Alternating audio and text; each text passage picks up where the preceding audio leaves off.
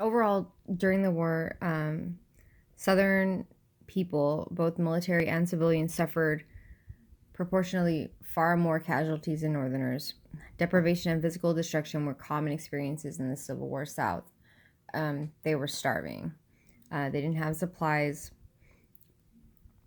and just the way that their imports were being shut down, and they didn't have the ability to support themselves with their own factories, and the Union armies were targeting all the ways they could. The army consumed the majority of available food. Bread riots erupted in a dozen southern cities in 1863, and overall life for Southerners was miserable and desperate. Families lived on the brink of starvation while their husbands were at war. As the Union armies closed in on the South, slaves ran from plantations and crossed the Union line. People weren't maintaining the plantations. Plantations were being abandoned, and the South was falling apart.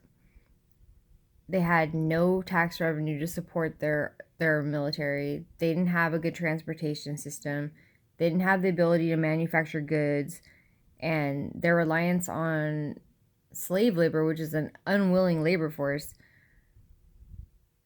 it ended for them to pretty much be starved into submission.